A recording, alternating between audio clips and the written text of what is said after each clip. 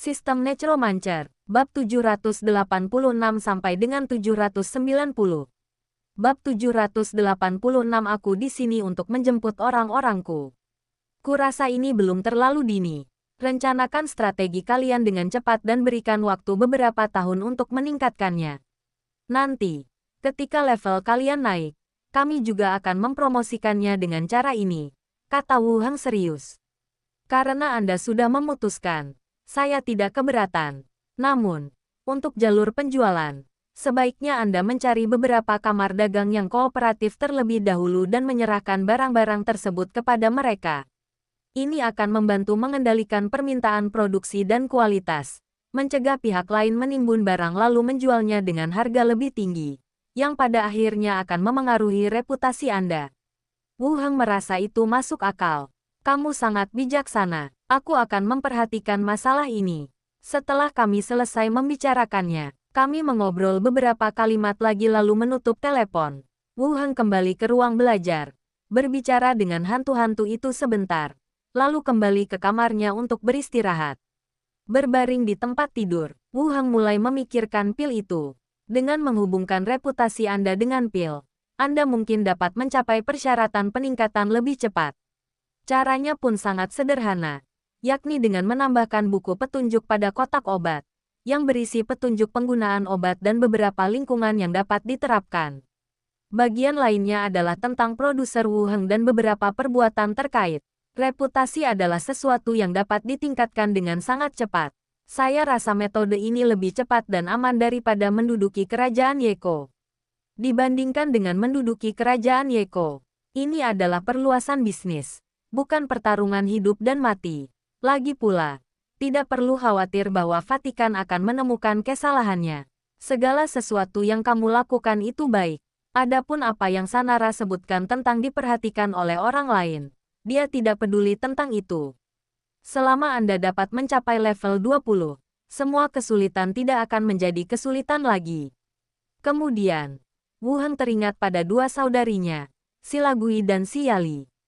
Melalui serangkaian tindakan Si Yali, Si Gui juga menerima mereka bertiga bersama. Terlihat pula bahwa hubungan kedua saudara perempuan itu memang baik, dan Si Yali juga sangat peduli pada dirinya sendiri. Sepertinya pesonaku telah meningkat pesat sejak aku datang ke dunia lain ini. Di dunia asli, tidak akan ada gadis yang begitu bertekad untuk bersamaku. Jika memang ada, saya merasa ada semacam penipuan yang terlibat.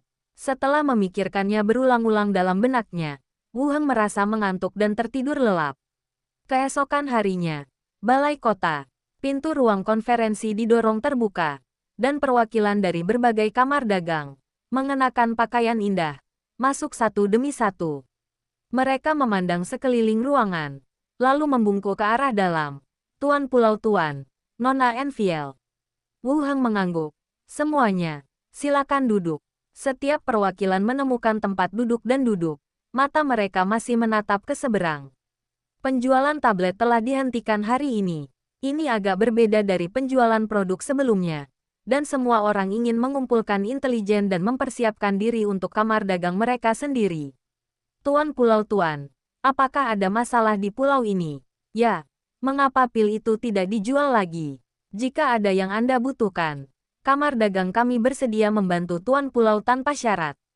Kami juga. Semua orang berbicara satu demi satu dan menunggu jawaban Wu Heng. Wu Heng melambaikan tangannya, memberi isyarat agar semua orang diam, dan berkata, penjualan pil memang akan dihentikan. Ini karena beberapa masalah pasca penjualan yang memerlukan perubahan.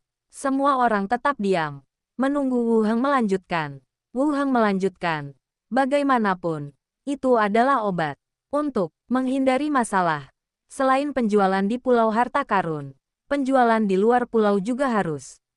Kami akan memilih untuk bekerja sama dengan beberapa kamar dagang yang memiliki reputasi baik dan bersedia mematuhi aturan Treasure Island. Tentu saja, jika nantinya kami menemukan bahwa kamar dagang yang bekerja sama dengan kami tidak dapat dipercaya, kami juga akan membatalkan kerjasama tersebut. Semua orang terkejut. Apa? Ini tidak sesuai dengan kepentingan terbaik rakyat. Hanya dengan melonggarkan kebijakan, kepentingan rakyat dapat dimaksimalkan. Tuan Pulau Tuan, Kamar dagang dan pulau harta karun kami selalu bekerja sama dengan erat. Dari sudut pandang keuntungan, membuka penjualan akan memaksimalkan laba Treasure Island dan memungkinkannya menjual pil dalam jumlah besar. Sekarang saya hanya bekerja sama dengan beberapa orang tetap. Hal ini jelas akan mengurangi kepentingan Treasure Island, yang bukan merupakan sesuatu yang akan dilakukan oleh pebisnis yang berkualifikasi. Wu Heng melanjutkan penjelasannya. Obat-obatan berbeda dari komoditas biasa. Jika seseorang menimbun barang dan menaikkan harga, atau menggantinya dengan pil, reputasi kami akan rusak. Oleh karena itu, kami akan memilih untuk menjualnya kepada kamar dagang. Tentu saja, jika Anda semua bersedia mematuhinya, tidak ada batasan jumlah kamar dagang yang dapat kami ajak bekerja sama. Oh, begitulah. Semua orang mengangguk dan merasa lega. Biarkan saja diri Anda menjual. Setidaknya Anda bisa menghasilkan uang dengan Treasure Island. Kemudian, Wu Heng menjelaskan kepada semua orang tentang kriteria yang digunakan oleh Treasure Island untuk memilih kamar dagang koperasi dan harga yang akan mereka tawarkan. Ketika semuanya akan menjadi jelas, Wu Heng memandang semua orang dan berkata, beginilah keadaannya. Masih ada waktu sebelum rilis resmi. Kalian bisa menyampaikan pesan ini dan bertanya. Jika kalian bersedia bekerja sama, silakan datang ke balai kota untuk mendaftar. Baiklah, Tuan Pulau Tuan. Semua orang berdiri, memberi hormat lagi, dan bergegas meninggalkan balai kota. Sampaikan pesan kembali secepat mungkin. Wu Heng juga kembali ke rumah pemilik pulau dan meminta kakek untuk menuliskan informasi promosi untuknya dalam instruksi. Di sebuah kota di kerajaan Yeko, gereja dipenuhi bau darah dan asap yang menyengat. Pilar-pilar tebal runtuh, dan mural-mural yang dilukis dengan lukisan religius meninggalkan bekas pedang dan hangus terbakar. Pemimpin agama itu berwajah muram, mengenakan jubah indah, dan duduk di singgasana di atas. Di bawah, para pria dan wanita bertelanjang dada berlutut di tanah, dengan kait besi yang ditusukkan ke tulang belikat mereka. Tangan mereka terangkat tinggi, dan telapak tangan mereka memegang lilin panas yang menyala. Lilin mengalir ke bawah, meninggalkan lingkaran di telapak tangan Anda. Orang-orang yang berlutut tidak memperlihatkan rasa tidak nyaman, dan mata mereka menampakkan kesalehan dan fanatisme. Apa rencanamu selanjutnya? Seorang pendeta tahta suci mulai menanyai orang pertama. Sepanjang jalan ke utara, jawab pria yang berlutut itu dengan kaku. Penyelidik yang mengikutinya mulai mencatat dengan cepat. Apa rencananya? Aku tidak tahu. Siapa pemimpinmu? Apakah dia ada hubungannya dengan keluarga kerajaan-kerajaan Yeko? Pertanyaan yang sama mulai terdengar dari beberapa arah lain. Pendeta itu membawa para penyelidik dan mulai menanyai orang-orang di lapangan. Ketuk-ketuk-ketuk gelombang. Pada saat itu, terdengar langkah kaki di pintu. Sosok kekar berkerudung berjalan masuk. Siapa yang berani masuk tanpa izin ke gereja? Ksatria yang menjaga pintu berteriak dan menebas kepala pria itu dengan pedangnya. Bang-bang gelombang. Dalam sekejap, dua ksatria yang melindungi agama itu terbang mundur. Tubuhnya lemas dan dia tidak bisa bangun. Aula langsung menegang. Pria kekar itu melepas tudungnya dan berkata dengan suara dingin. Saidu, apakah kau telah menangkap orang-orangku? Kepala gereja, Saidu, menyipitkan matanya dan berbicara dengan suara yang sama dinginnya. Long, mengapa kamu ada di sini? Aku datang untuk menjemput orang-orangku, tetapi ku dengar mereka ditangkap olehmu. Orang-orangmu, kelompok lambang ular, juga terlibat dalam masalah ini. Tanya Saidu tegas. Ekspresi Long tetap dingin. Ketika Anda berbicara kepada saya seperti ini, apakah Anda mewakili identitas asosiasi Anda atau tahta suci? Mata Saidu tiba-tiba terfokus, dan seberkas cahaya menyinari tubuhnya. Sosok bayangan malaikat yang memegang pedang muncul dari belakangnya. Mata Long tiba-tiba berubah menjadi pupil vertikal, dan dia melanjutkan. Aku hanya akan membawa orang-orangku pergi. Aku tidak akan ikut campur dalam urusanmu. Pikirkan baik-baik. Saidu menatapnya dengan dingin dan berkata, mereka adalah orang-orangmu. Long melirik ke samping dan tiba-tiba seseorang keluar dan mulai mengenali tongkat kelompok lambang ular. Itu saja, biarkan mereka pergi dan kamu bisa membawa mereka pergi, kata Saidu langsung. Kait besi dan lilin panas diambil dari beberapa orang yang teridentifikasi. Mata beberapa orang tiba-tiba menjadi jernih dan mereka dengan cepat berjalan ke sisi Long. Long mengangguk dan berbalik untuk pergi. Saidu berkata, "Kemana kamu akan pergi selanjutnya? Kamu pergi ke utara.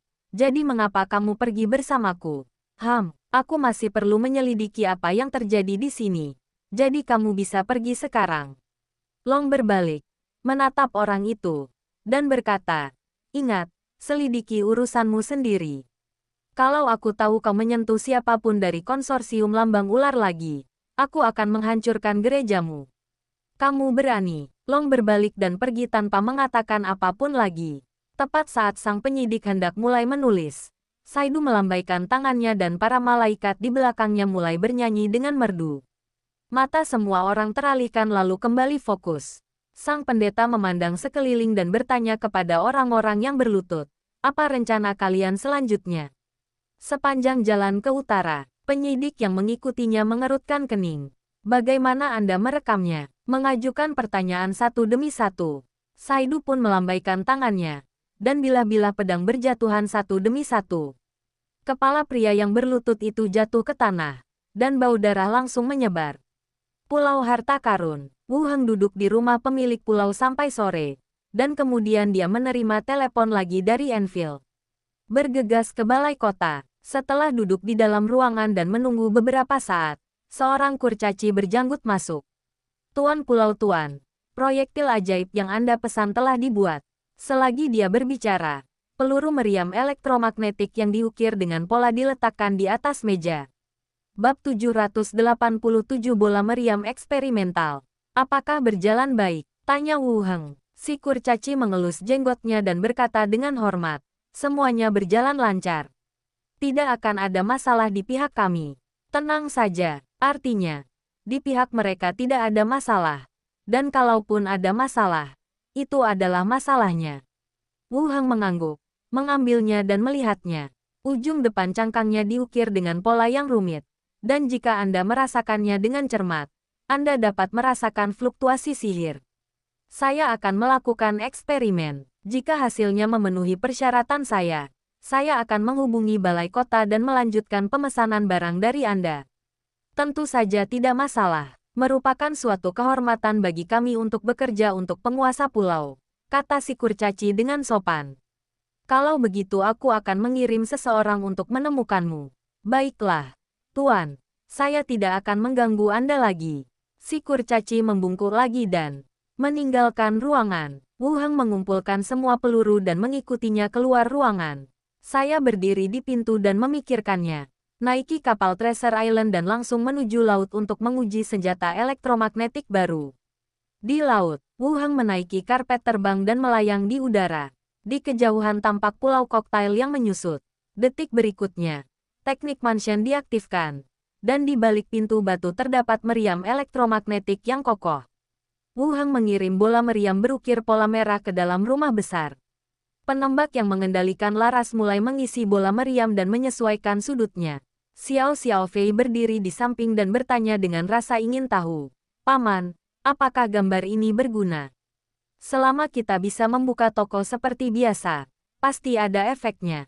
Tergantung apakah efeknya bisa efektif saat diletakkan di atas bola meriam," jawab Wu Heng sambil duduk bersila di atas karpet terbang.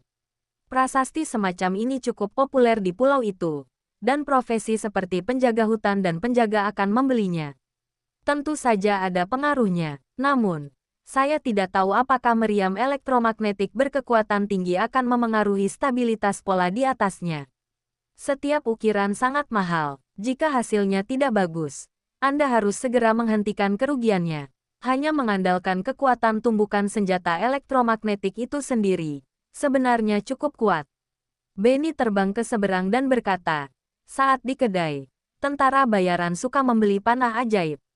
Dalam beberapa keadaan khusus, panah ajaib bisa memberikan efek yang bagus." Xiao Xiao berbaring miring dan bertanya, "Apa itu lingkungan khusus?" "Itu hanya lingkungan yang tidak normal, seperti tempat di mana gas beracun ada di mana-mana, atau tempat api menyebar. Panah sihir yang sesuai mungkin memiliki efek melegakan, tetapi seharusnya tidak seefektif sihir penyihir." Benny berpikir sejenak dan menjelaskan dengan lembut, "Oh, Paman seorang penyihir. Ini tidak ada gunanya. Pamanmu seorang ahli nujum. Tapi paman juga tahu cara melemparkan bola api, yang sangat berguna saat membakar mayat. Lanjut Xiao Xiao. Dahi, ekspresi Wu Heng langsung menegang. Dan dia berkata, Xiao Xiao, kamu tidak boleh mengatakan ini di luar. Atau orang-orang mungkin mengira aku seorang pembunuh. Oke, hehe. Dia tersenyum kecil dan membuat lingkaran di udara. Benny juga tertawa. Satu orang dan dua jiwa sedang mengobrol. Dan peluru juga dimuat di teknik mansion di samping. Moncong senjatanya juga diarahkan ke pulau kecil di kejauhan. Kau bisa melepaskan tembakan, kata Wu Heng. Ledakan gelombang, meriam elektromagnetik tiba-tiba meraung. Dan seberkas cahaya menerobos udara dan menghilang. Kemudian, gemuruh memekakkan telinga kembali terdengar dari pulau koktail yang jauh. Pulau itu bergetar, dan ombak besar bergulung-gulung di sekitarnya. Wu Heng dan kedua hantu itu menatap lekat-lekat pulau kecil di kejauhan. Pada saat ini, pulau itu tertutup asap dan debu, menghalangi pandangan, dan tidak ada efek sihir yang dipicu. Gagal, atau mungkin metodenya tidak tepat. Benar saja, metode ini tidak berhasil. Saat ia tengah berpikir, tiba-tiba sebuah cahaya merah menyala di tengah asap dan debu, diikuti oleh kobaran api yang dahsyat. Karena aliran udara di lokasi pengeboman tidak stabil, maka terbentuklah api yang berputar. Wah, ada tornado, seru Xiao Xiao. Efeknya terlihat bagus. Benny juga terkejut. Wu Heng melihat efeknya dan ekspresi kegembiraan muncul di matanya. Itu berhasil. Penembakan meriam elektromagnetik tidak berpengaruh pada pola sihir. Efeknya akan terasa sekitar 2 atau 3 detik setelah mengenai sasaran. Wu Heng terus menatap api yang membubung di kejauhan. Berbeda dengan peluru artileri dan rudal, efek nyala api ini lebih menyerupai nyala api dari lemparan bom molotov, bukan dampak ledakan. Namun tenaganya memang tidak kecil. Daya mematikan dari api tersebut cukup untuk membuat musuh kehilangan lapisan kulitnya. Di laut, armada kapal dari kamar dagang berangkat sepanjang rute. Layar putih mereka mengembang tertiup angin laut seperti awan putih yang mengambang di atas kepala. Beberapa perwakilan kamar dagang berdiri di haluan, sambil memegang gelas anggur, mendiskusikan pemilihan kamar dagang yang kooperatif untuk Treasure Island kali ini. Seorang lelaki tua, jenggotnya bergoyang, berkata, pemilik pulau sedang mencari kamar dagang tetap. Saya merasa ada makna yang lebih dalam di balik ini. Mungkin dia hanya ingin bekerja sama dengan beberapa kamar dagang yang memiliki hubungan baik dengannya. Pria parubaya lainnya menggelengkan kepala dan berkata, Anda mungkin terlalu banyak berpikir. Jika pemilik pulau hanya ingin bekerja sama dengan beberapa kamar dagang, mengapa repot-repot memanggil semua perwakilan? Dia bisa bernegosiasi secara pribadi dengan mereka yang ingin bekerja sama. Tampaknya mereka berdua hendak bertengkar. Orang di sebelahnya langsung berkata, apapun yang terjadi, kita tetap harus berjuang. Selama kita menjalin kerjasama dengan Treasure Island dan menggabungkannya dengan operasional bisnis kita, dalam beberapa tahun, kita akan mampu menjauhkan diri dari kamar dagang lain dan menjadi raksasa bisnis yang tak tergoyahkan. Namun pernyataan ini tidak dibantah oleh siapapun. Kamar dagang manapun yang telah menjual kembali barang dengan Treasure Island akan melihat statusnya tumbuh pesat setelah kembali, dan akan segera menjauhkan diri dari kamar dagang lainnya. Semua orang mengangguk dan memuji keajaiban Treasure Island. Bisnis pil Treasure Island tidak akan berhasil.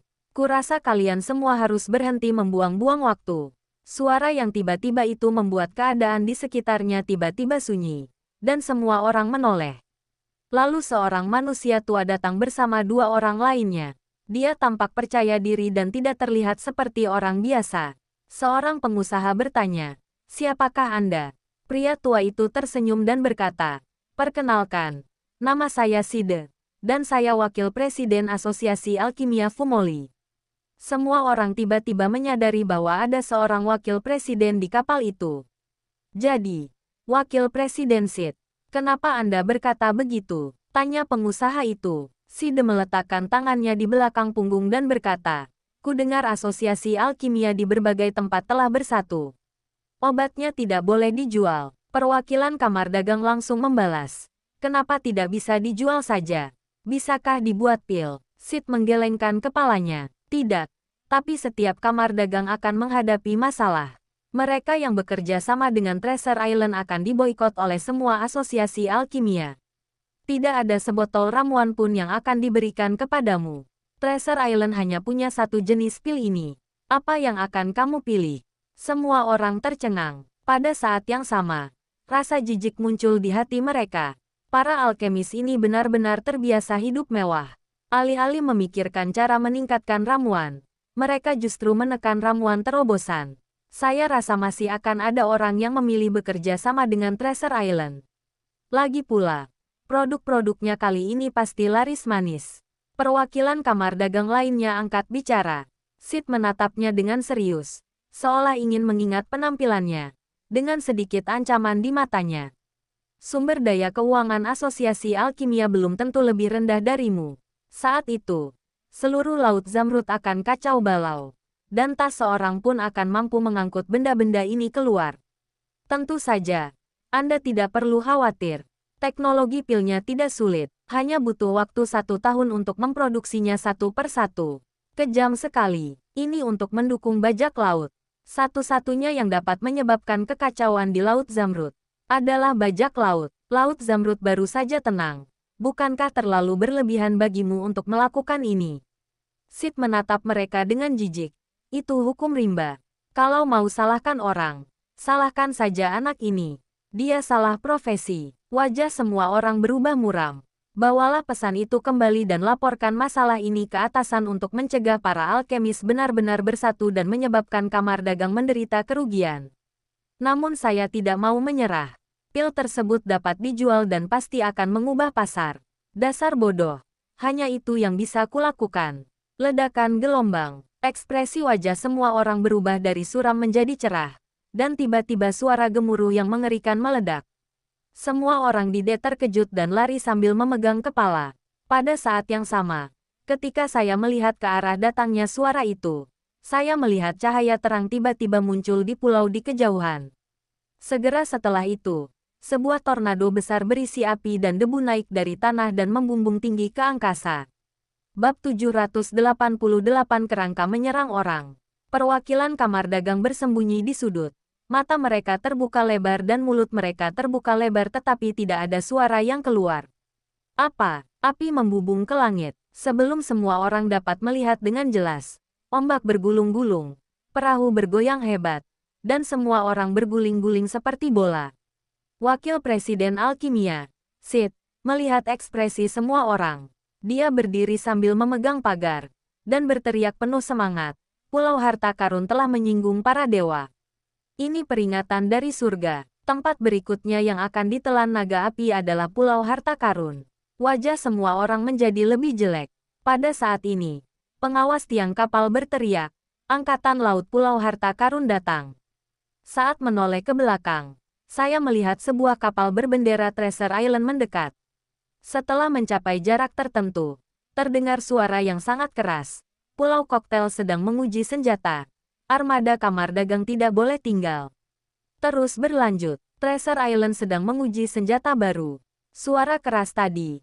Apakah itu senjata? Omong kosong. Menyinggung para dewa.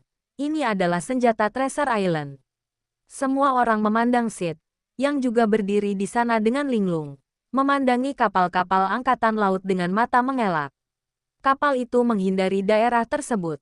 Perwakilan kamar dagang berkumpul lagi untuk melanjutkan pembahasan kerjasama dengan Treasure Island. Mengenai usulan Stu, lupakan saja. Aku tak tahu di mana aku bersembunyi sekarang. Gemetar ketakutan. Pulau Koktail. Wu Heng mendarat dari karpet terbang dan menatap lubang dalam yang tertinggal di tanah. Peluru senjata elektromagnetik masih dapat menembus jauh ke dalam tanah. Baru saja kami menguji 3 jenis peluru, api, gas beracun, dan petir, dan semuanya bekerja normal. Kelihatannya cukup bagus, tergantung pada skenario apa penerapannya. Menurutku, yang api lebih indah.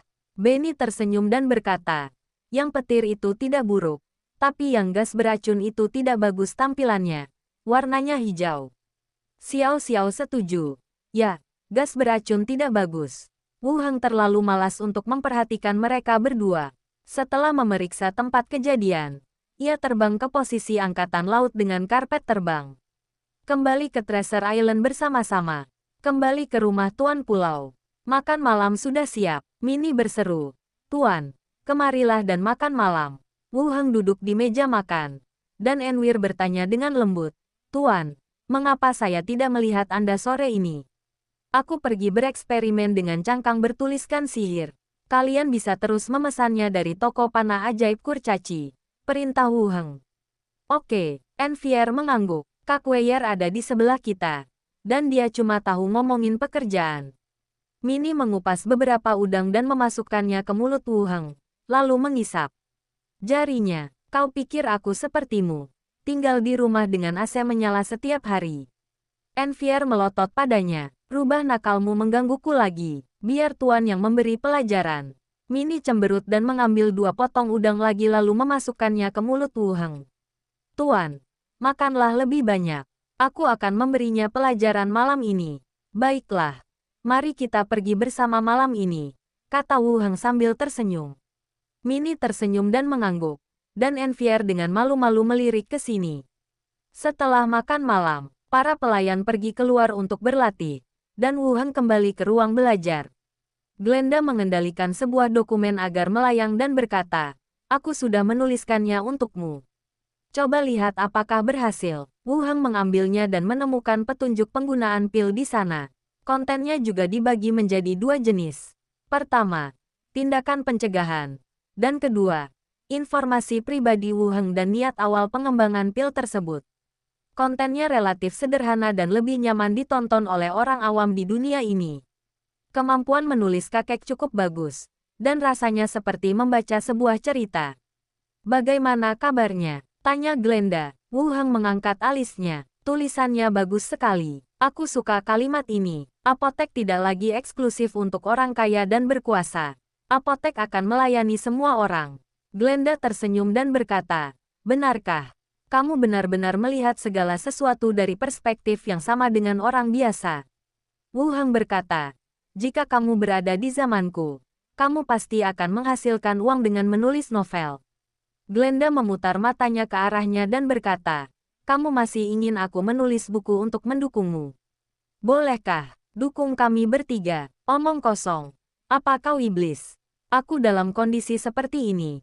Dan kau masih ingin aku mendukungmu? Kata Glenda dengan kejam. Wu Heng berhenti bercanda dengannya. Katanya, instruksinya tidak banyak berubah. Bagus. Bagus. Minta saja seseorang untuk mencetaknya. Kakek tersenyum dan kembali ke tempat duduknya, mengambil buku, dan melanjutkan membaca. Wu Heng memasukkan buku petunjuk ke dalam cincin luar angkasanya. Tunggu sampai malam gelap. Dia mengucapkan selamat tinggal dan meninggalkan ruang belajar, memanggil Minnie dan Enfield untuk kembali ke kamar untuk beristirahat. Keesokan harinya, setelah sarapan, Wu Heng langsung pergi ke dunia zombie, duduk di ruang pemantauan, mengamati status subjek percobaan di semua sel. Kelompok hewan pertama semuanya telah menyelesaikan transformasi terdistorsi mereka dan terus-menerus meraung dan berjuang di dalam sel. Setiap kali virus baru disuntikkan, beberapa kerangka tingkat tinggi dibutuhkan untuk bekerja sama dan menahannya untuk menyelesaikan penyuntikan. Dia melirik sel-sel biasa dan terus melihat sel Raja Mayat. Raja Mayat saat ini jelas jauh lebih besar dibandingkan dengan penjaga di sampingnya. Ia tampak seperti raksasa yang meringkuk di tanah. Otot-otot yang tegang dan sayap serangga yang membesar semuanya terlihat sangat ganas. Ini mungkin lebih dari 2 meter, dan tingginya hampir 3 meter. Benar saja, ia menjadi semakin besar dan besar. Wu Heng menyaksikan si kerangka mengeluarkan inti mayat dan memasukkannya ke dalam mulut Raja Mayat. Raja Mayat itu tidak melawan.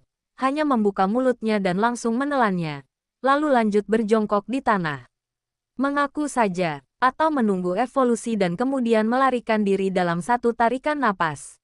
Ding-ding gelombang. Di luar pintu, terdengar suara klakson mobil. Wu Heng melirik kamera pengintai dan melihat Li Yahong datang dengan konvoi. Ia berdiri dan turun ke bawah, meminta Skul untuk memuat bahan baku dari gudang ke truk. Ia kemudian mengajak Li Yahong dan berjalan ke kantor. Mereka berdua duduk di kursi. Wu Heng menyerahkan instruksi kepadanya dan berkata, cetak ini dan masukkan satu ke dalam setiap kotak pil. Biarkan Skull yang mengerjakannya. Kita bisa mengoperasikan semua mesin yang tidak digunakan. Bahan-bahan ini akan cukup untuk produksi selama jangka waktu tertentu. Li Yahong melihatnya lalu menyimpannya. Kemudian dia berkata, saya telah berdiskusi dengan Qi Hancai dan berencana membentuk tim investigasi untuk mulai menyelidiki semua pangkalan. Selama periode ini, Wu Heng juga memikirkan masalah ini. Seiring berjalannya waktu, beberapa penyintas mulai gelisah. Wu Heng dan Li Yahong tidak dapat mengurus semua tempat, jadi tim investigasi atau tim inspeksi sangat diperlukan. Wu Heng berpikir sejenak dan berkata, saya kemudian akan menempatkan kerangka-kerangka di berbagai lokasi untuk merekam kejadian dan mengumpulkan surat-surat pengaduan. Ini juga akan berfungsi sebagai peringatan bagi yang lain. Orang-orang tidak dapat menghadapi ujian. Siapapun yang meninggalkannya akan mulai menjauh dari arahnya. Lagi pula, para penyintas yang berhasil selamat dan melihat zombie serta darah bukan lagi orang-orang dari masa damai. Itu ide bagus. Li Yahong mengangguk. Besok, atur seseorang untuk mengirimkan tengkorak itu ke pabrik militer. Aku juga punya tugas di sini yang harus kau serahkan kepada Gaorong. Biar mereka yang mengurusnya. Lanjut Wu Heng. Baiklah. Saya akan mengaturnya besok. Keduanya mengobrol hingga sore hari. Li Yahong pergi dengan beberapa truk berisi material. Wu Heng tinggal di penjara sebentar. Lalu kembali ke Pulau Harta Karun. Ruang radio. Wu Heng mengangkat radio dan menghubungi Wen Manxia. Apakah orang-orang itu datang mencarimu lagi baru-baru ini? Tanya Wu Heng. Wen Manxia menjawab, tidak, tapi utusan itu masih di kota. Saya curiga dia punya motif tersembunyi dan tidak datang ke istana penguasa kota untuk membahas masalah ini. Wu Heng juga merasa ada yang mencurigakan dengan pihak lain yang tetap tinggal. Dia pasti sedang menunggu perintah pangeran kedua selanjutnya. Hati-hati akhir-akhir ini, orang itu tidak bisa mengalahkan kita sekarang.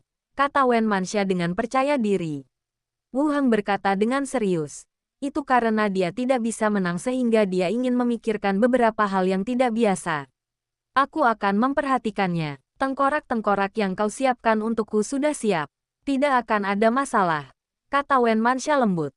Ya, itu bagus. Apakah ada kabar dari kerajaan Yeko? Tanya Wen Manxia lagi. Saya belum menerima informasi spesifik. Mari kita tunggu sebentar. Wen Manxia hanya bisa menjawab, baiklah. Setelah menutup telepon, Wu Heng kembali ke ruang kerjanya. Duduk di dalam ruangan. Langit berangsur-angsur menjadi gelap. Kembali ke kamar untuk beristirahat. Dunia zombie. Matahari berada tinggi di langit di pabrik militer. Tim investigasi tiba. Gaorong mengumpulkan semua orang untuk rapat. Dan sisanya kembali ke kantor. Gaorong tinggal dan menemani Li Yahong. Mengobrol tentang pemeriksaan. Di area perkantoran, apakah kerangka yang disebutkan manajer Gao benar-benar sejahat kedengarannya? Apakah ia mampu merekam kemalasan? Tanya seseorang. Orang lain tertawa dan berkata, kerangka-kerangka itu, kalian belum tahu. Mereka semua sangat bodoh. Saya rasa mereka hanya mencoba menakut-nakuti kita. Ketuk-ketuk-ketuk gelombang. Saat keduanya tengah berbincang, sesosok kerangka berpakaian jas naik ke atas dan masuk. Dia berdiri tegak di satu sisi area kantor, memegang buku catatan kecil di tangannya, bermaksud untuk mencatat. Dia benar-benar merekam berbagai hal. Bagaimana mungkin mereka bisa menulis? Kalau kerangkanya begitu kuat, kenapa kita masih perlu duduk di sini?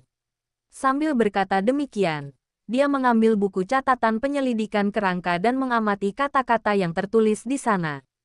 Ada sejumlah simbol asing yang tampak seperti tulisan di Timur Tengah.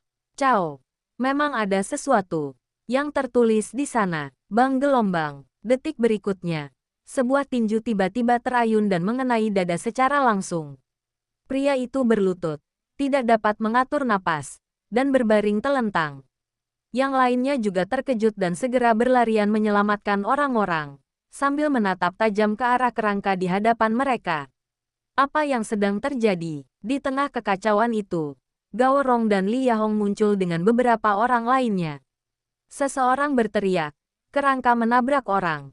Bab 789 terkait dengan pangeran tertua. Kerangka menabrak orang. Mendengar perkataan itu, Orang-orang yang berkumpul di sekitarnya pun menunjukkan kemarahan di wajah mereka. Apapun yang terjadi, Anda tidak bisa memukul orang tanpa alasan. Li Yahong menyipitkan matanya dan melirik ke arah kerangka yang mengambil buku catatan lagi dan mulai merekam lagi. Katanya, bawa korban luka ke bawah untuk dirawat. Ikut saya ke kantor dan ceritakan situasinya. Pria yang baru saja memanggil kerangka untuk memukuli orang menatap Gao Rong dengan ekspresi gugup. Katanya, kirim yang terluka untuk pemulihan dulu. Kamu ikut aku ke kantor untuk cari tahu situasinya. Gao Rong tidak banyak bicara, dan berkata kepada para penonton, berhenti menonton dan lakukan urusan kalian sendiri. Korban luka dibawa pergi dan sisanya dikembalikan ke kantor mereka. Li Yahong, Gao Rong, dan beberapa personel kunci dari kedua pangkalan berjalan ke kantor terdekat. Lelaki yang dibawa masuk itu berdiri di samping dan tidak mengatakan apapun. Li Yahong melirik ke arah pihak lain dan berkata langsung, katakan padaku bagaimana perkelahian itu dimulai. Pria itu memutar matanya dan berkata, ketika kami mengambil air dan kembali ke tempat duduk, kami melihat kerangka ini menulis sesuatu.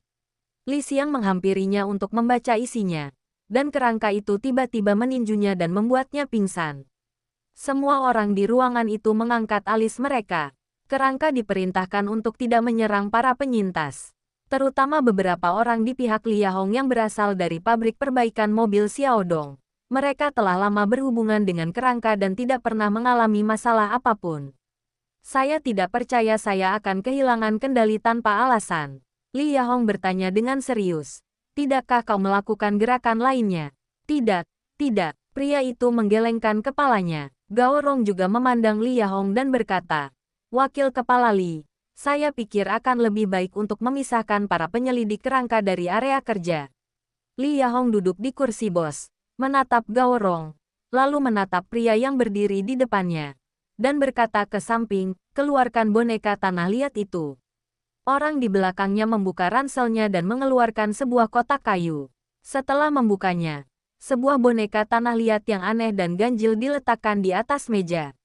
Di tengah kebingungan semua orang, Li Yahong langsung berkata, pindahkan kursi, duduk di seberang, dan lihatlah patung tanah liat itu. Alis pria itu masih berkerut, tampak agak bingung. Tetapi dia tetap melakukan apa yang diperintahkan, membawa kursi dan duduk di hadapannya. Li Yahong berkata, ceritakan padaku tentang konflik dengan kerangka itu. Pria itu berkata, Li Xiang agak tidak puas dengan pengaturan investigasi. Lalu ia mencoba merebut buku catatan dari Skull. Tiba-tiba Skull melawan dan membuat Li Xiang pingsan. Saat dia berbicara, mata pria itu perlahan melebar. Aku tak percaya aku akan mengatakan hal seperti itu. Li Yahong tersenyum dan menutupi mata patung tanah liat itu dengan tangannya. Pria itu tiba-tiba berdiri. Matanya penuh kepanikan dan keringat di dahinya. Ruangan itu kembali hening. Seperti yang diduga, Li Xianglah yang pertama kali bertindak dan merebut benda itu dari tangan kerangka itu, yang dianggap sebagai provokasi atau serangan. Peristiwa ini terjadi pada hari pertama penyidik ditugaskan di sana. Tak seorang pun berbicara, dan ruangan itu hening sejenak. Keadaan negatif Li Yahong menghilang, dan dia berkata dengan lembut, Manajer Gao, tolong jelaskan. Gao Rong menjawab, Wakil Kepala, anak-anak muda itu tidak jujur. Aku akan memberi mereka pelajaran saat aku kembali. Jika tanganmu tidak jujur, mulutmu pun tidak akan mengatakan kebenaran. Biarkan mereka menulis kritik diri dan meminta maaf kepada Anda secara langsung. Li Yahong masih menatapnya lurus-lurus dan berkata, Manajer Gao, jika Anda melindungi mereka hari ini ketika mereka mencuri buku rekor, lalu besok ketika dia mencuri senjata Skull, apakah Anda juga akan melindungi mereka? Dari sudut pandang skeleton, tidak ada bedanya antara merampas buku catatan penyelidik skeleton dan merampas senjata tengkorak patroli. Keduanya memicu serangan balik. Perilakunya sama. Gao Rong berkata, tidak ada yang berani merebut senjata. Wakil Kepala, beri mereka kesempatan. Li Yahong menatapnya lagi. Sebelumnya, Li Yahong pasti akan memberikan sedikit muka pada Gao Rong. Lagi pula, tidak ada kerugian. Namun kali ini berbeda. Wu Heng secara khusus memintanya datang ke sini untuk menyelidiki. Dan ini terjadi tepat saat ia ditugaskan di kantor. Dia tidak tahu harus berkata apa. Jadi dia membiarkannya pergi. Saya akan bertanya pada pemimpinnya, kata Li Yahong. Pria di seberang panik. Wakil kepala. Manajer Gao. Saya salah. Saya terima hukumannya. Li Yahong memutar nomor tersebut dan pihak lain menjawab dengan cepat. Dia mengulangi apa yang terjadi di sini dan kemudian berkata, beberapa kali. Dia menutup telepon lagi dan berkata, Gao Rong, tolong atur semuanya di sini. Dan kamu, ikut aku ke kota Xinfu nanti. Ekspresi Gao Rong menjadi gelap. Baiklah, aku mengerti. Bersiaplah. Kami akan menunggumu di mobil. Li Yahong berdiri dan pergi bersama orang-orangnya. Gao Rong tetap tinggal di kantor dengan wajah muram. Pria yang baru saja berbohong itu langsung pucat pasi. Kenapa dia ikut campur dalam masalah ini? Manajer Gao. Ini, aku hanya ingin mengatakan sesuatu untuk membantu orang-orang kita. Gao Rong tiba-tiba mengangkat kepalanya. Matanya dipenuhi amarah. Pria itu menahan sisa kata-katanya dan berbisik. Maafkan saya. Apa yang baru saja terjadi telah dipublikasikan. Li Xiang akan memilih para penyidik kerangka dan mencopot mereka dari jabatan semula. Siapapun yang lalai atau tidak memenuhi syarat untuk jabatan mereka saat ini akan dicopot dari jabatan semula sebagai peringatan. Ya, kata orang di belakangnya segera. Kita juga bisa memahami satu hal melalui sikap Ji Yahong. Saya khawatir pemimpin pangkalan tersebut sudah mempunyai beberapa pendapat tentang tempat ini. Baiklah, semuanya. Lanjutkan urusan kalian masing-masing dan percepat rencana kerja awal, kata Gao Rong, membuka pintu dan keluar, mengikuti pria pembohong itu. Setelah ragu sejenak, ia pun membuka pintu dan keluar. Penjara, setelah menutup telepon, simpanlah. Hari ini, Li Yahong membawa sekelompok penyelidik ke sana, berpikir akan butuh waktu sebelum beberapa masalah terungkap. Tetapi ada yang tidak beres hari itu. Penyelidik Skull, seorang warga sipil, memukul pria itu hingga pingsan dengan satu pukulan. Bentuk tubuh apakah ini? Lebih baik diungkapkan lebih awal, sehingga orang lain dapat mengingat untuk melakukan pekerjaan mereka dengan baik. Di penjara, duduk di sana sampai sore. Sebenarnya tidak ada yang perlu dikhawatirkan. Hewan-hewan cacat itu masih terus berubah. Dan aku tidak perlu tinggal di sini setiap hari. Jadi dia kembali ke Treasure Island. Keluar dari gerbang. Setelah membiarkan hantu itu keluar dan bergerak bebas, Wu Heng turun dari kamar. Setelah mengobrol dengan Minnie sebentar di lantai pertama, Enfield dan Annette juga bergegas kembali dari luar. Keluarga itu duduk di meja makan untuk makan. Wu Heng bertanya, Weiyer, apakah ada kabar dari perwakilan kamar dagang? Beberapa kamar dagang telah memutuskan untuk bekerja sama dengan kami, dan sikap mereka sangat tulus. Tuan, berapa banyak kamar dagang yang Anda rencanakan untuk bekerja sama? Tanya Enfier. Wu Heng berpikir sejenak dan melanjutkan. Pertama, pilih 10 perusahaan dengan reputasi baik yang bersedia membiarkan kita menugaskan orang untuk mengawasi mereka. Menjual barang adalah salah satu aspeknya, tetapi juga melibatkan peningkatan reputasi sendiri. Oleh karena itu, jumlah kerjasamanya tidak boleh terlalu kecil. Jika tidak, efeknya tidak akan begitu baik. 10 kamar dagang utama, itu saja. Ya, guru, katakan padaku ketika kamu sudah memilihnya, dan aku akan berbicara dengan mereka saat itu. Bagus. Setelah makan malam, para pelayan pergi ke ruang pelatihan untuk berlatih.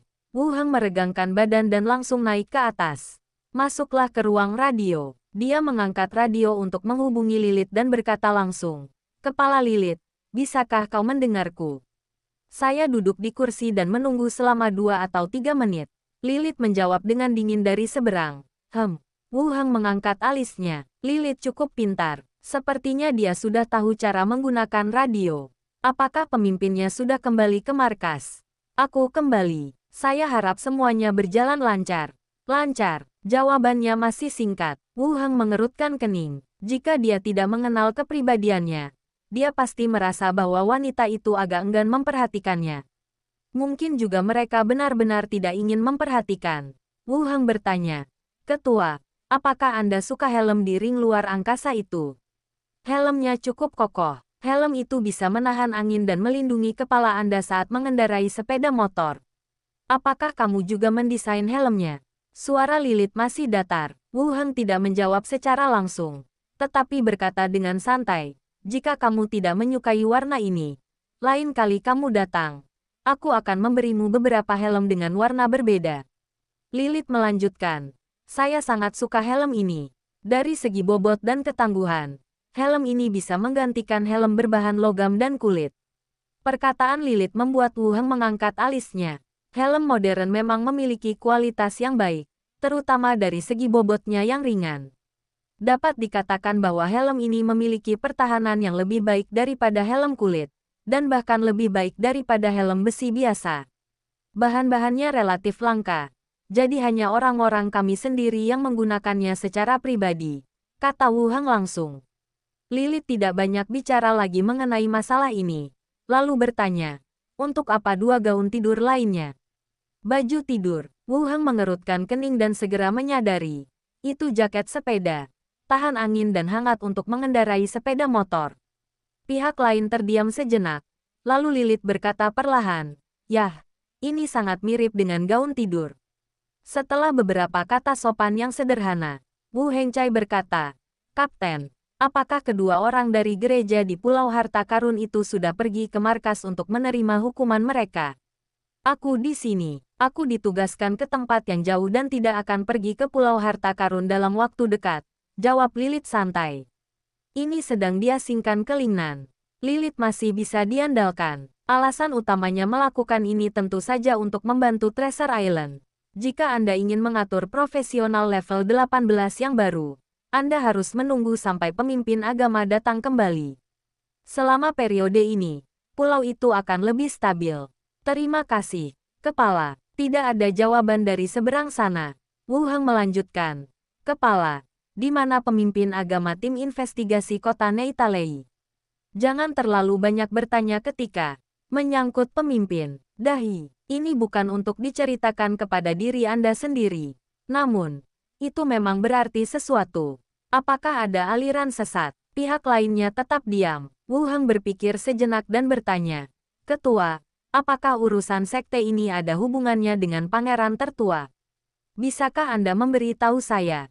Setelah beberapa saat, Lilith berkata, dapat dipastikan bahwa ini ada hubungannya dengan pangeran tertua.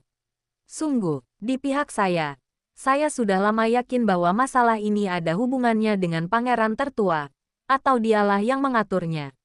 Tapi menurut saya itu percuma saja. Yang penting cari bukti dari asosiasinya. Sekarang kita punya bukti penting. Jadi, bisakah kita menangkapnya sekarang? Suara Lilith, agak berat, terdengar dari seberang. Pengangkatan dan pemecatan keluarga kerajaan tidak sesederhana yang kau kira. Ini terkait dengan sekte. Jadi mereka mungkin tidak akan membiarkannya pergi. Semua diaken setempat telah mati di tangan sekte tersebut. Lilith tidak menjawab, tetapi berkata, kau ingin putri kelima itu mewarisi tahta. Wu Heng tidak menyembunyikannya dan mengatur agar para prajurit tengkorak membantu pertahanan. Semua ini sudah diketahui publik. Lilith mungkin memiliki informasi lebih rinci. Dia hanya berkata, setidaknya putri kelima tidak melakukan hal-hal yang absurd. Menurutmu mengapa dia punya bakat untuk memerintah suatu negara? Tanya Lilith. Belum lagi putri kelima sendiri berasal dari keluarga kerajaan dan telah menerima pendidikan yang relevan sejak kecil. Bahkan tanpa pendidikan tersebut, beliau masih bisa memegang jabatan ini dengan mengemis di ibu kota kerajaan, kata Wu Heng langsung. Suara Lilith dipenuhi dengan pertanyaan. Anda sangat optimis terhadap putri kelima ini. Dari sudut pandang pribadi saya, tentu saja saya ingin putri kelima duduk di atas tahta. Berdasarkan informasi Anda, apakah ada kemungkinan? Tanya Wu Heng langsung. Mungkin. Lilith jelas tidak mau berkata lebih banyak. Wu Heng tidak bertanya lagi. Pihak lain tidak bersedia berbicara. Dan tidak peduli seberapa banyak Anda bertanya. Anda tidak akan mendapat apapun darinya.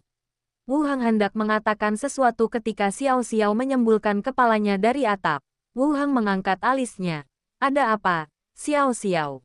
Xiao Xiao terbang turun dan berkata, Paman, setelah kamu selesai berbicara, biarkan aku mengobrol dengan Suster Lilith.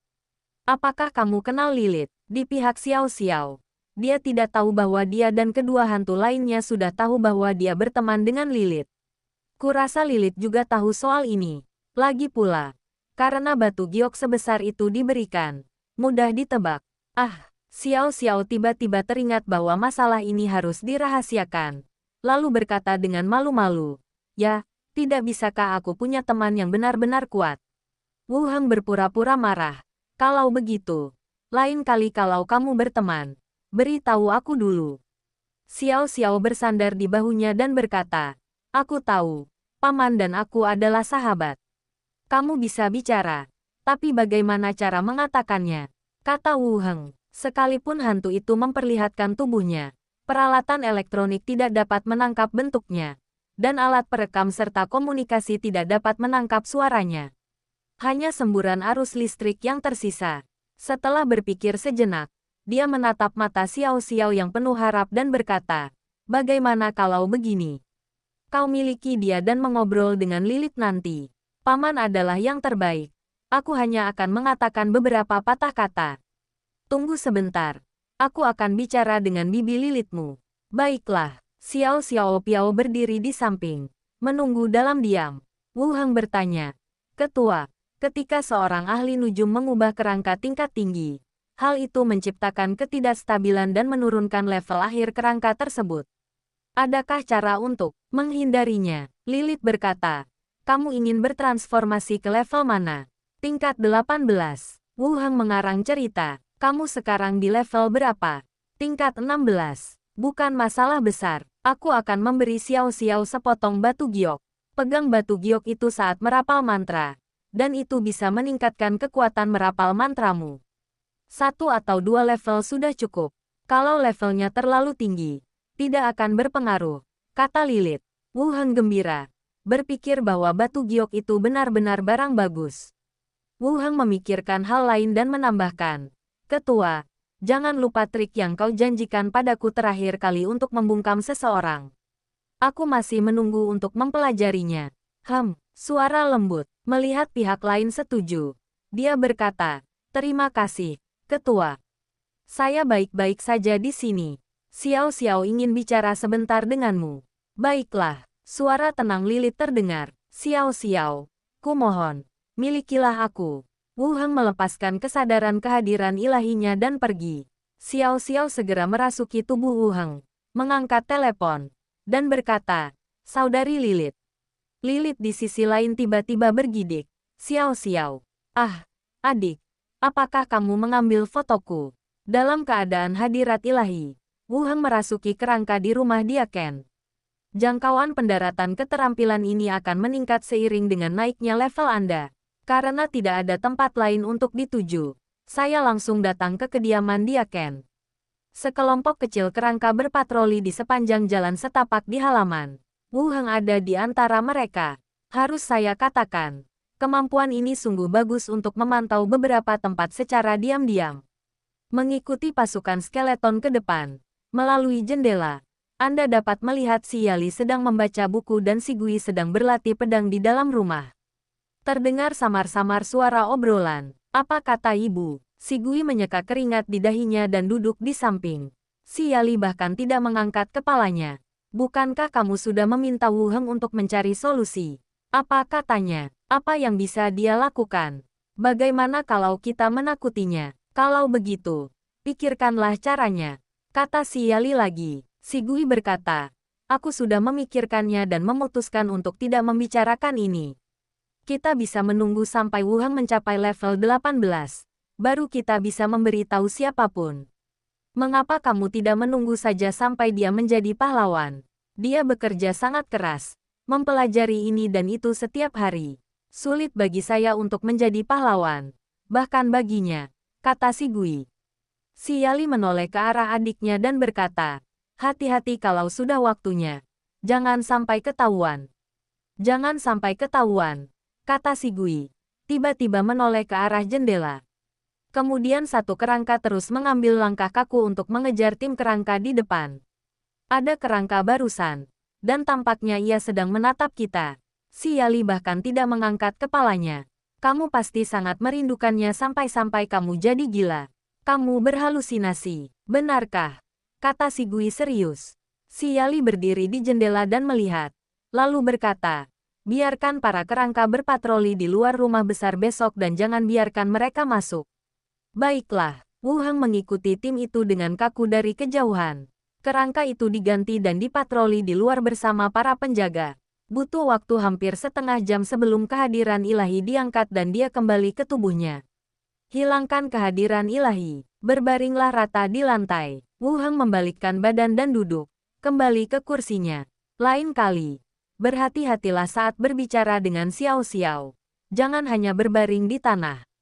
Setelah berpikir sejenak, Wu Heng menghubungi Sanara lagi dan memberitahunya berita yang baru saja didengarnya dari Lilith.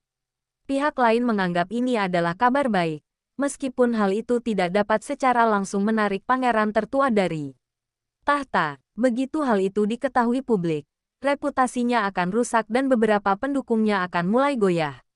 Keduanya berdiskusi sebentar. Sanara pergi dan menceritakan hal ini kepada putri kelima. Wu Heng juga berdiri dan kembali ke kamarnya untuk beristirahat.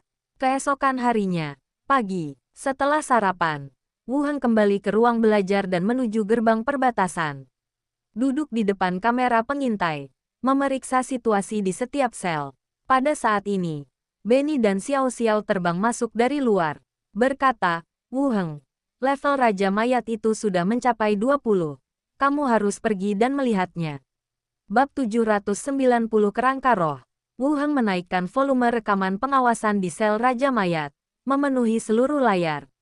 Dalam gambar, sang Raja Mayat masih meringkuk dan berjongkok di tanah di tengah. Tampak tidak ada perubahan dari sebelumnya. Wu Heng menatap monitor dan bertanya, apakah Raja Mayat telah berubah? Benny menjawab, tidak, saya baru mencapai level 20. Tidak ada yang berubah. Xiao Xiao bertanya, Paman, apakah evolusinya gagal? Levelnya sudah ditingkatkan, jadi tidak bisa dibilang gagal. Hanya saja tampilannya tidak banyak berubah, kata Wu Heng setelah berpikir sejenak. Kemampuan hantu untuk memeriksa level tidak mungkin salah. Level Lilith bahkan bisa dilihat di Treasure Island. Jadi mustahil baginya untuk meremehkan Raja Mayat seperti itu. Seharusnya ada sedikit perubahan dalam penampilan. Dan peningkatan utama ada pada atribut itu sendiri. Oh, benar juga. Xiao Xiao mengangguk setuju. Di mana Glenda? Tanya Wu Heng. Nyonya Glenda, tetaplah di sel dan jaga Raja Mayat, kata Benny. Wu Heng kemudian bertanya, apakah Raja Mayat ini selalu seperti ini? Tidak ada gerakan. Biasanya, jika Raja Mayat merasa bahwa dirinya telah naik ke level baru, ia seharusnya memiliki beberapa perlawanan. Lagi pula, di hari kerja, saya selalu mencari kesempatan untuk melepaskan diri. Seharusnya tidak setenang ini, benarkah? Dia tidak tahu kalau sudah ditingkatkan, kata Xiao Xiao.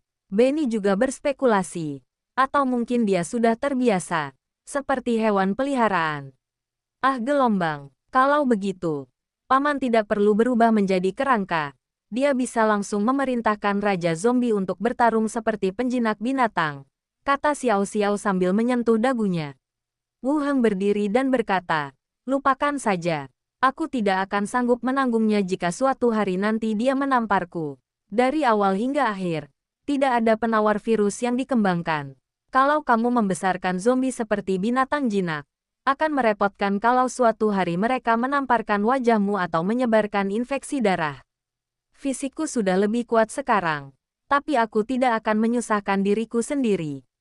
Wu Heng melangkah keluar dan dengan santai berkata kepada tengkorak besar di sampingnya, suruh pasukan berkumpul di area penjara dan bawa senapan mesin berat. Tabrakan gelombang, terdengar suara berisik di luar pintu, dan tim kerangka yang bersiaga mulai bergerak. Berkumpul menuju area penjara. Area penjara, pasukan kerangka telah mulai berkumpul dan bersiap untuk pertempuran. Pasukan telah mengepung pintu masuk, dan berbagai senjata api serta senapan mesin berat diarahkan ke pintu masuk. Berjalan ke pintu sel, lalu saya melihat Glenda melayang di pintu. Melihat Wu Heng datang, dia berkata, sang alkemis kerangka baru saja datang, dan aku membiarkannya pergi dulu. Raja Mayat di dalam sedang menunggu pintu terbuka. Wu Heng mengerutkan kening dan segera mengerti apa yang dimaksud Glenda. Dalam rekaman CCTV, Raja Mayat berjongkok dengan patuh. Bukan karena ia sudah patuh, melainkan karena ia menunggu sang alkemis kerangka datang dan memberinya inti mayat. Begitu pintunya terbuka, sesuatu akan terjadi. Kecerdasan meningkat pesat. Ciri khas zombie adalah memiliki kecerdasan rendah dan mengandalkan insting untuk memburu. Makhluk hidup, dia tahu bagaimana bersabar dan menunggu kesempatan. Peningkatan kecerdasannya agak berlebihan. Terlebih lagi, meskipun Raja Mayat bergegas keluar dari sel, bagian luarnya juga merupakan area penjara, dipisahkan oleh gerbang besi, dan dia tetap tidak dapat melarikan diri. Kecuali jika bisa memecahkan beton. Bagaimana kamu mengetahuinya? Tanya Wu Heng. Glenda berkata, ia siap melepaskan diri dari rantainya dan selalu melihat ke arah gerbang. Bibi pintar sekali. Paman bahkan tidak menyadarinya. Saya tidak ada di sana. Wu Heng membela. Glenda melirik ke samping dan berkata, lain kali kamu mempromosikan sesuatu, tulislah sendiri. Kamu salah. Kamu yang paling pintar. Kamu cantik dan pintar, kata Wu Heng segera. Benny dan Xiao Xiao tertawa di samping. Glenda melanjutkan bertanya, Raja Mayat ini sepertinya sudah siap sepenuhnya. Apa yang akan kau lakukan? Bunuh saja dia, buka pintunya. Ia akan keluar dengan cepat. Anda harus bersiap. Wu Heng mengangguk dan berkata kepada kerangka itu, buka pintunya dan tembak saat kalian melihat target. Klik gelombang, klik gelombang. Keamanan semua senjata telah diaktifkan. Buka pintunya. Wu Heng mundur ke belakang. Kerangka itu melangkah maju dan membuka pintu. Suara pintu terbuka membuat Raja Mayat di dalam sel tampak ketakutan. Matanya yang penuh dengan keganasan haus darah menatap pintu. Sial gelombang. Gerbang besi itu terbuka sepenuhnya. Mengaum gelombang. Raja Mayat mengeluarkan raungan yang memekakkan telinga. Dan tubuhnya mulai tumbuh dengan cepat sambil berjuang. Otot-ototnya membengkak dan melilit dengan cepat seperti ular piton. Memutuskan beberapa rantai dalam sekejap, dan rantai yang putus itu berserakan di seluruh tanah. Bang gelombang, bang bang bang bang gelombang. Akan tetapi, sebelum Raja Mayat dapat mengambil langkah berikutnya, suara tembakan tiba-tiba terdengar. Peluru padat, bagaikan rentetan tembakan, menghujani ruangan itu. Tubuh Raja Mayat itu dihujani peluru terus-menerus, dan dia mundur selangkah demi selangkah. Dengan darah dan daging berceceran di seluruh dinding ruangan. Raungan gelombang raungan, suara gemuruh bergema di dalam ruangan. Dengan cepat tempat itu ditutupi oleh suara tembakan. Pengalaman plus 5, pengalaman penjaga kerangka plus 95. Level penjaga kerangka meningkat ke level 14. Kekuatan plus 2, kelincahan 1, persepsi plus 2. Pengalaman muncul, membuktikan bahwa Raja Mayat telah mati. Tetapi Wu Heng tidak yakin. Lagi pula, pasukan kerangka perintis di luar juga membunuh zombie.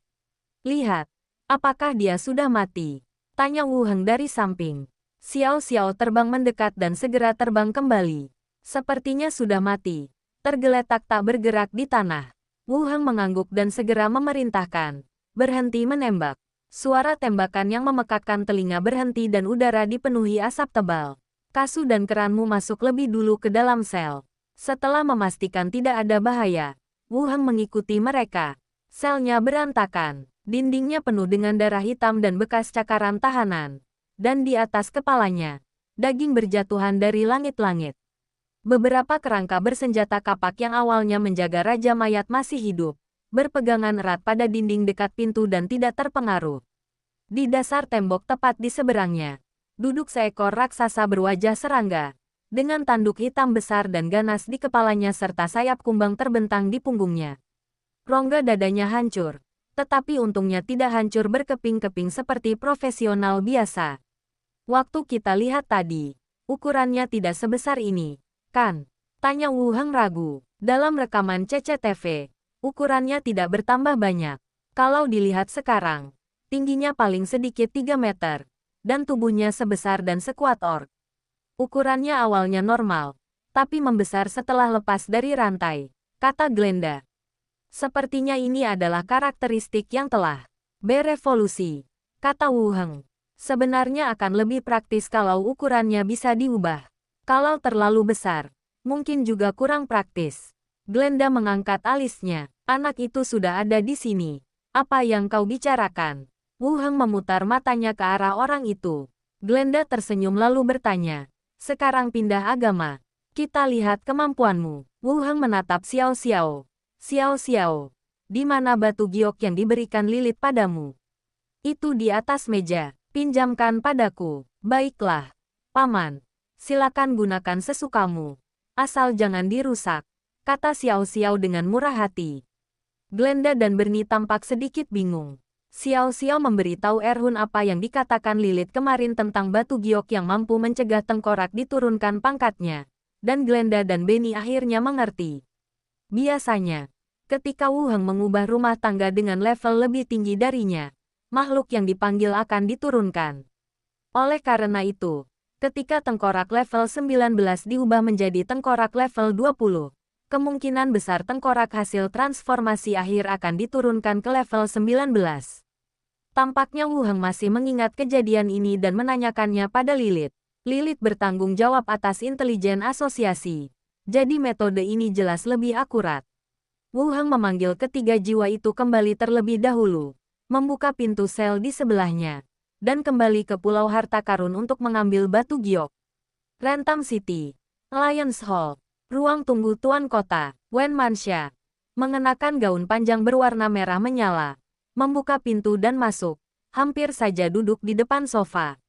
Desir-desir gelombang, 3 suara tiba-tiba terdengar di udara. Anak panah itu membelah udara, sambil menimbulkan suara siulan yang nyaring. Mata Wen Manxia melebar, dan sebelum ia sempat bereaksi, sebuah anak panah-panah mengenai dadanya. Kemudian, sesosok tubuh melesat keluar dari balik bayangan, dengan belati yang menusuk dadanya. Menekan Wen Manxia ke belakang, si pembunuh menutup mulut Wen Manxia rapat-rapat dan berkata dengan senyum sinis, "Tuan Kota, jangan salahkan aku.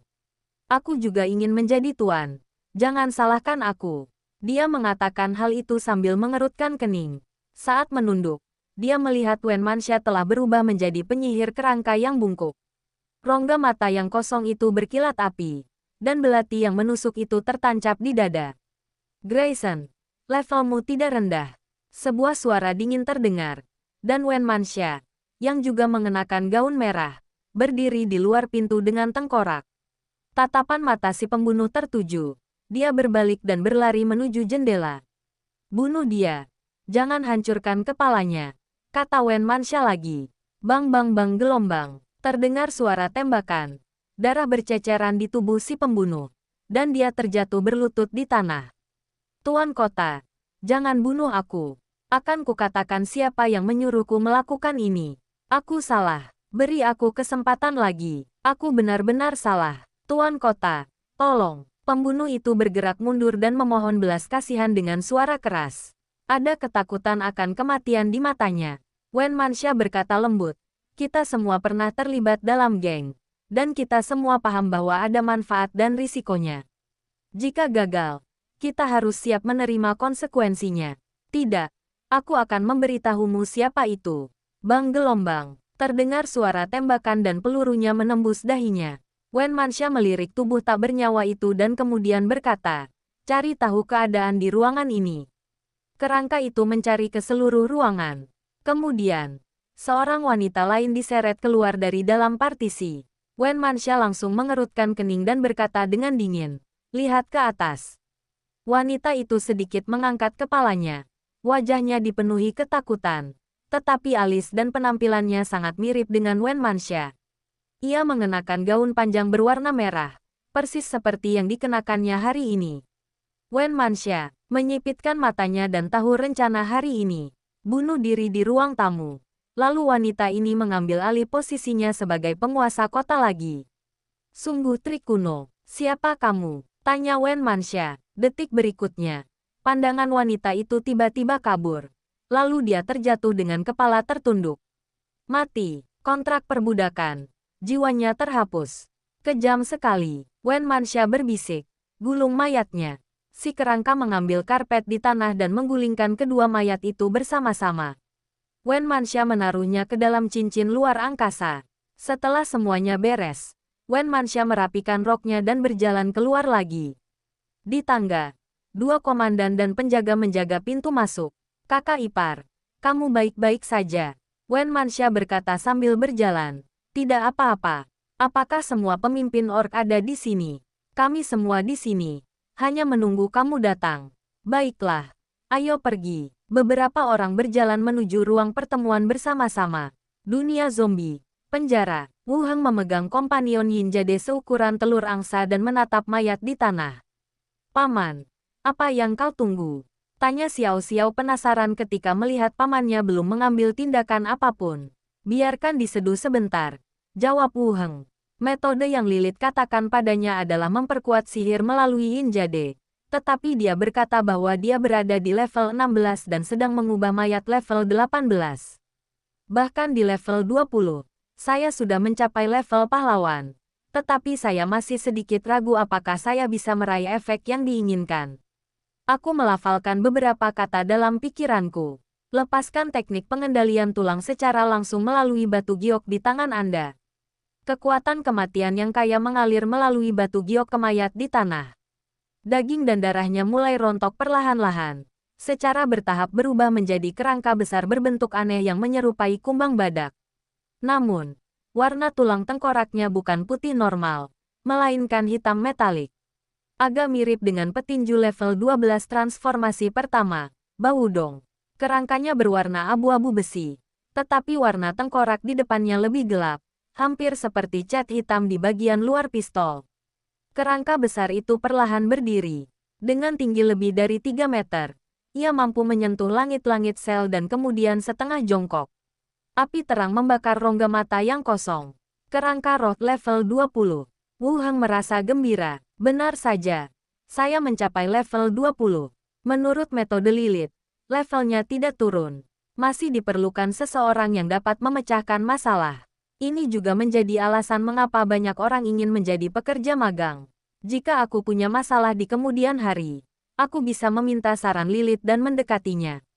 Pandangannya kembali ke tengkorak. Namanya menjadi Ling Hai, yang lebih sederhana dari nama aslinya. Format nama aslinya adalah nama-nama seperti Skeleton Warrior dan Skeleton Demon. Tetapi kali ini hanya 2 kata. Teruskan melihat properti. Kerangka roh level 20. Atribut, konstitusi 57. Kekuatan 62. Kelincahan 60. Kecerdasan 38. Persepsi 37. Karisma 12. Ciri-ciri. Kerangka berongga. Terbang. Jiwa tingkat tinggi. Lapisan keratin. Wilayah sarang. Bentuk ganda. Keahlian. Distorsi biologis. Distorsi fisik. Poin atributnya sangat tinggi. Kebugaran fisik 57. Mendekati 60. Selain itu, kekuatan dan kelincahan telah mencapai 60 poin ke atas. Tangki daging. Wu Heng melihat semua atribut dan memutuskan pada bentuk ganda yang muncul untuk pertama kalinya. Bentuk ganda memiliki 2 bentuk, ukuran normal dan ukuran raksasa. Dalam bentuk ukuran raksasa, semua atribut diperkuat. Tidak ada penyebutan tentang peningkatan. Agak sulit untuk menilai ini. Dalam hal atribut, Wu Heng merasa sedikit terkejut. Dapat dikatakan bahwa kerangka ini lebih seperti tank, dan kekuatan serta fisiknya telah mencapai tingkat yang luar biasa. Bahkan tanpa keterampilan apapun, atribut ini saja dapat menghancurkan sebagian besar profesional. Paman, apakah itu kuat? Xiao Xiao terbang mengitari kerangka itu beberapa kali lalu kembali bertanya. Benny dan Glenda pun bertanya penasaran. Sekarang tampaknya tingkat profesional di pihak saya sudah sangat kuat. 2 hantu level 20. Dan sekarang ada kerangka level 20. Selama Anda tidak membuat musuh dengan kekuatan seperti asosiasi yang memiliki banyak pahlawan, pada dasarnya Anda tidak memiliki lawan. Wu Heng mengangguk. Luar biasa. Bisa dibilang kelas prajurit. Kelas prajurit yang bisa terbang. Menjadi lebih kecil. Di bawah perintah. Kerangka itu menyusut ukurannya. Menjadi sedikit lebih tinggi dari manusia. Wah, seorang prajurit yang bisa terbang. Xiao Xiao penasaran. Tunjukkan padanya sayapmu. Kaca gelombang. Cangkang di belakang kerangka itu terbuka. Dan sayap seperti sayap jangkrik muncul di depan beberapa orang. Wu Heng tersenyum sambil memperhatikan ketiga hantu itu mengitari kerangka itu dan berkata, Xiao Xiao, tolong beri nama pada kerangka yang diubah oleh giokmu itu. Aku, bagaimana kalau namanya kedengarannya tidak bagus? Tanya Xiao Xiao malu-malu. Tidak apa-apa, asal kamu menyukainya, kata Wu Heng dengan murah hati. Untungnya, Xiao Xiao berteman dengan Lilith dan mendapatkan batu giok ini. Jika Wu Heng, Lilith mungkin tidak akan memberinya benda ini. Jadi, Xiao Xiao adalah pahlawan dalam insiden ini. Di masa mendatang, saat Anda mengolah zombie level 20, Anda masih perlu menggunakan giok untuk memberi Xiao Xiao rasa partisipasi. Baiklah kalau begitu. Xiao Xiao terbang mengitari kerangka tinggi itu beberapa kali. Lalu berkata, sebut saja dia San San, San yang berkilauan. Dari mana kamu mendapatkan inspirasinya?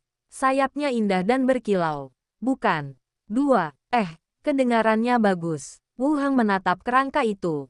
Mulai sekarang, namamu Sanshan. Kerangka itu mengangguk.